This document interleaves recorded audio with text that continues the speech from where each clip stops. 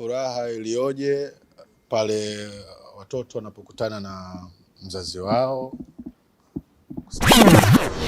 Siku zote sisi tuko hapa tunafanya haya mazoezi yetu basi na mzazi, lakini leo mzazi ameona ngoja nikawatembelee watoto wangu au ni kitu gani tunafanya.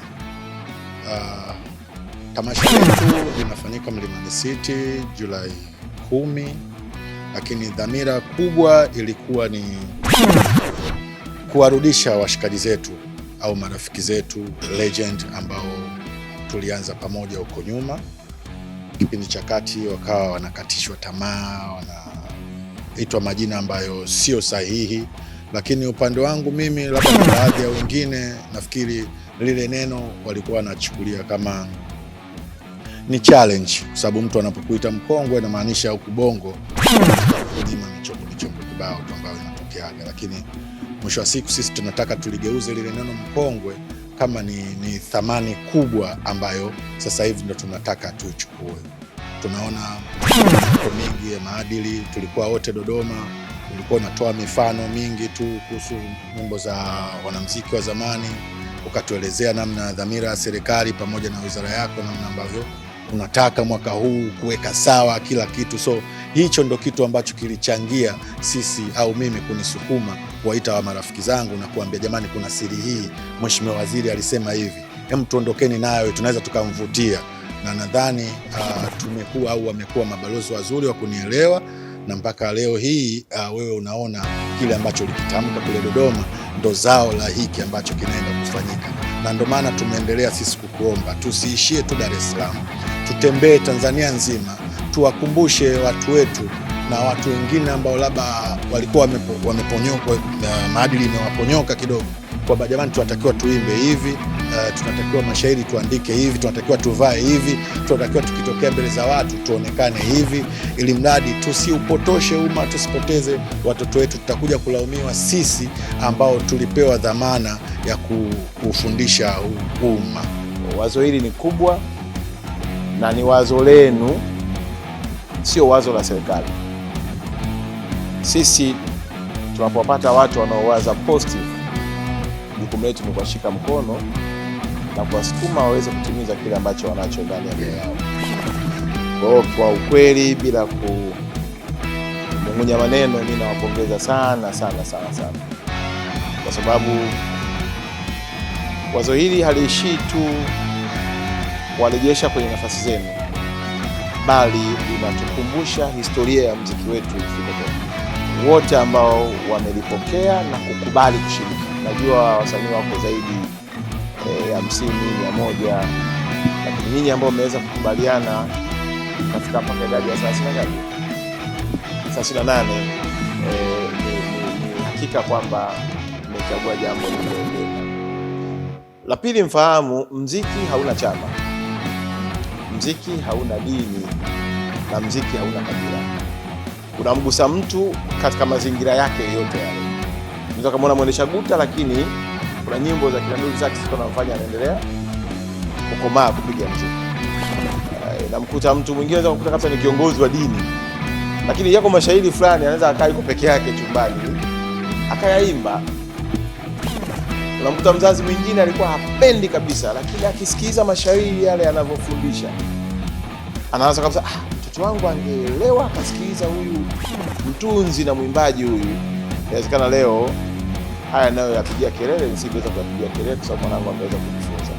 Serikali ya Rais wetu Samia itaendelea kuhakikisha inawashika mkono, si tu kwa ajili ya tarehe 10, hata kwenda nje ya mkoa wa Dar es Salaam